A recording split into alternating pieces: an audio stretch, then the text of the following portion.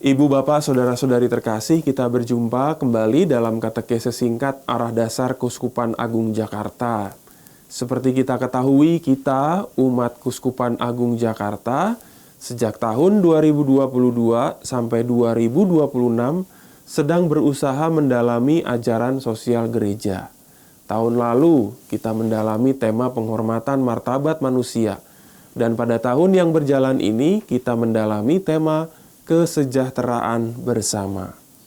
Untuk itu, dalam pertemuan kelima ini, saya menawarkan satu permenungan singkat ini.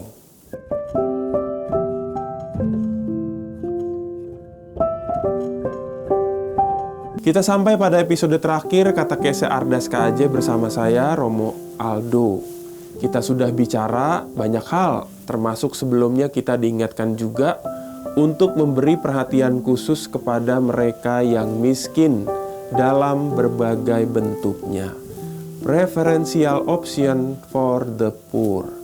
Maka di episode ini saya tidak akan ngomong banyak, tapi ingin mengajak Anda merenungkan kembali khotbah Yesus di bukit tentang sabda bahagia dalam Injil Matius bab 5 ayat 1 sampai 12. Mari kita dengarkan dan resapkan dengan seksama. Ketika Yesus melihat orang banyak itu, naiklah ia ke atas bukit. Dan setelah ia duduk, datanglah murid-muridnya kepadanya. Yesus pun mulai berbicara dan mengajar mereka, katanya, "Berbahagialah orang yang miskin di hadapan Allah, karena merekalah yang punya kerajaan surga. Berbahagialah orang yang berduka cita, karena mereka akan dihibur. Berbahagialah orang yang lemah lembut, karena mereka akan memiliki bumi. Berbahagialah orang yang lapar dan haus akan kehendak Allah, karena mereka akan dipuaskan. Berbahagialah orang yang berbelas kasihan, karena mereka akan beroleh belas kasihan. Berbahagialah orang yang suci hatinya, karena mereka akan melihat Allah.